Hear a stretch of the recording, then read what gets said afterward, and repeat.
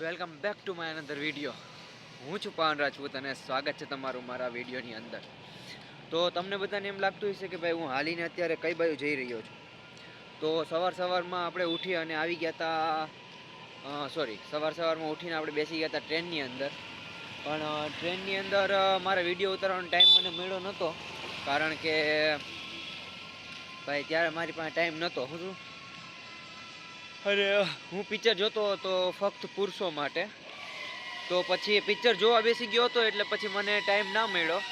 અને અત્યારે હું હાલીને જઈ રહ્યો છું, તમે જોઈ શકો છો. નાઇટ ડ્રેસમાં જ છું, હજી પગપાળા મારી આખી જર્ની હાલે છે. તો જોઈએ છીએ હવે તો આજના દિવસની અંદર શું કરીએ. પહેલાં તો ઓફિસે જઈએ, કારણ કે હાલવું પડે ભાઈ. ક્યારેક ઓફિસે જવા માટે આપણે એટલી થોડી ઘણું સ્ટ્રગલ કરવું પડે. થોડું ઘણું તમે સ્ટ્રગલ કરો તો તમારે કંઈક આગળ કામ આવે. બાકી પછી મારે સક્સેસ થયા પછી મારે કંઈક તો સ્ટોરી કહેવી ને કે ભાઈ નહીં ભાઈ, હું આવી રીતે હાલીને જતો હતો. તો જ્યારે સક્સેસ થાઈશ ત્યારે આ બધી સ્ટોરી હું તમને બધાને સંભળાવીશ.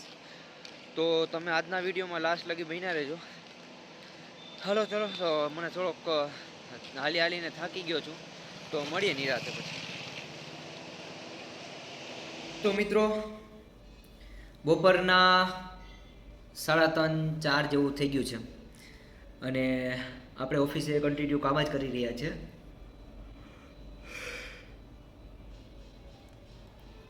જોકે બ્રેક લીધો હતો પણ મને નીંદર નથી આવી, એટલે પછી પાછો આવતો રહ્યો હતો હું થોડી વાર પછી.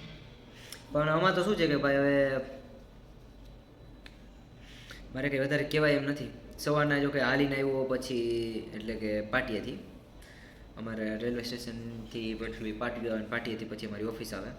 તો એનામાં એવું છે બધું કે ભાઈ હાલે રાખે, અને તમારી આંખમાં જોઈ શકો છો જો અત્યારે. પણ મને ખબર નથી પડતી કે હવે શું કરવું, કારણ કે તમે સમજી શકો છો કે ભાઈ એટલા બધા કોઈ તમે રિસ્પોન્સિવ મને નથી દેતા કે ભાઈ મારો વિડીયો એટલો બધા લોકો જોતા હોય કે હું ડેઈલી બ્લોગ મૂકું. પણ હવે મારે શું કે ભાઈ, હવે ડેઈલી મૂકવું છે એટલે મૂકું છું. બાકી મારે કંઈ વધારે કહેવું નથી, કારણ કે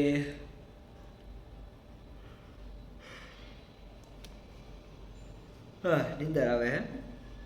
તો થોડું ઘણું કામ કરી લો પહેલાં હું અત્યારે, પછી સૂઈ જઈશ 6 વાગ્યા પછી. હજી તો 4, 5, 6, 3 કલાક છે આપણા હાથમાં, 2-3 કલાક. તો 2-3 કલાક આપણે કામ કરી લઈએ અને પછી મળીએ નિરાતે. જો કંઈ હશે આગળ તો તમને બતાવીશ, બાકી પછી વિચારશું કંઈક નવા જૂની કરવાનું.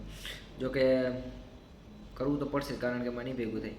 કારણ કે તમે સમજી શકો છો કે ભાઈ અત્યારે હું વિડીયો ઉતારું છું તો મને વિડીયોમાં મજા આવે છે, પણ કામ થાક્યા હોય તો એ કામ કરવું પડે ને. ત્યારે એમ થાય કે કામ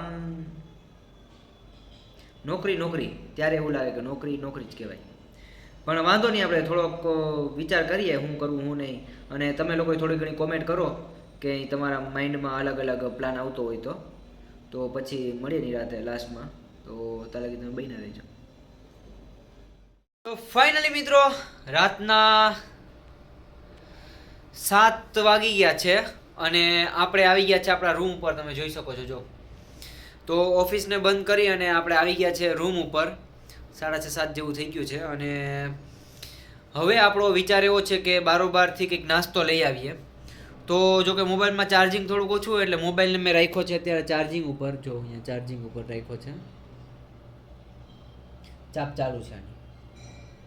તો ચાર્જિંગ ઉપર મોબાઈલ રાખ્યો છે ને ચાર્જિંગ ઉપર જ મોબાઈલ રાખીને જ હું વિડીયો બનાવી રહ્યો છું.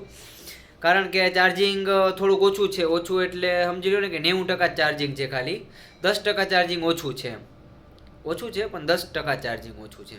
તો અત્યારે હવે હું પાછો મોબાઈલ મૂકી દઈશ અહીંયા ચાર્જિંગમાં અને બારોબારથી થોડો ઘણો નાસ્તો લઈ આવીશ, કારણ કે નાસ્તો થોડોક નથી આપણી પાસે અત્યારે. તો નાસ્તો પહેલાં લઈ આવું અને પછી નિરાતે તમને મળું. તો તમે લાસ્ટ લગી બન્યા રહેજો, મજા આવશે. બારોબારથી હું નાસ્તો લઈ આવ્યો છું, જો તમને દેખાડું. આટલો બધો નાસ્તો છે, 40 રૂપિયાનો નાસ્તો લઈને આવી ગયો છું. પણ મને એ ખબર ના પડી કે હું એક જગ્યાએથી ઊંધિયું લઉં. ઊંધિયું એટલે તમને ખબર હશે કે ઓલા ભૂંગળાની બધું આવે, રાઈટ? આવી રીતે. તો એક જગ્યાએથી ઊંધિયું લઉં તો એની અંદર ઝાઝી બધી વસ્તુ આવે, અને અહીંથી ઊંધિયું લઉં એટલે એની અંદર 2 રૂપિયા કે 3 રૂપિયાનો માલ તો માંડ આવે. ગણીને 5-6 ભૂંગરા અને નાની ઓલી 1-2 સ્ટીકરી. મને ખબર નથી પડતી કે આ કાઢી લેતો હોય છે અંદરથી કે પછી આની પાસે આવતા જવા છે. કારણ કે ઓલા બીજા પાસે હું જ્યારે લેવા જાઉં છું ત્યારે એની પાસે હું ઊંધિયું લઉં તો એની પાસે તો આખું ભરચક આવે ને મસ્ત આવે, એમ થોડુંક આમ ખાઈ શકીએ એવું. આ તો ગણીને 5 ભૂંગરા ને એક નાની એવી ઓલી ચોકડી, બસ 2 ચોકડી ને 2 ઓલું પતી ગયું. मतलब लूटने का भी कुछ रिवाज होता है, इस तरह से तो मत लूटो. अगर आपको लूटना ही है बंदे को तो कुछ अच्छी खासी तरह से लूटो. बट इतने 2 रुपए का माल आप 5 रुपए में चिपकाओगे, कैसे कैसे चलेगा भैया. આ તો ઊંધિયું મેં કીધું એને એ ભાઈ આપી દીધું, પછી મેં લઈ લીધું. નકર હું ના લેત. મેં જો મારી સામે રાખ્યું હોત ને, આ દુકાનવાળો એવો છે કે આ ઊંધિયું છે, સેવ સમોસા છે, એવું બધું શું કે સામે ના રાખે. જો કે સેવ સમોસા તો એની પાસે જો કે થોડાક એમાંય ઓછા આવે. ખબર નથી પડતી કે આ એક દુકાનવાળા પાસેથી જ કેમ ઓછું આવે. પણ હવે હું હાઈલે રાખે ભાઈ, આપણે તો કંઈ નહીં, કોઈ ના કહે તો પછી આપણે શું કામે કહેવું જોઈએ. પણ જે કે આ ખોટું તો થાય છે, વાંધો નહીં, હાઈલે રાખે. હવે આપણે હજી એક પિક્ચર જોવાનો વિચાર છે આપણો, હજી એટલે પેલું જ પિક્ચર જોવાનો વિચાર છે આપણો. સવારે એક મોર્નિંગમાં ટ્રેનમાં આવતો ત્યારે મેં પિક્ચર જોઈ નાખ્યું હતું, ફક્ત પુરુષો માટે. અને હવે અત્યારે જોવાનું વિચાર છે લાલો, કારણ કે લાલો પિક્ચર આપણી પાસે આવી ગયું છે. બીજા પાસે હોય કે ના, આપણી પાસે બધા નવા પિક્ચરો આવી જ જાય ટ્રેન્ડિંગવાળા. તો વાંધો નહીં, ચલો હું પિક્ચર જોઈ લઉં, આ થોડો ઘણો નાસ્તો કરી લઉં અને પછી મળીએ નેક્સ્ટ વ્લોગની અંદર. તો આ વિડીયો ગમ્યો હોય તો લાઈક, શેર અને સબસ્ક્રાઈબ કરી દેજો.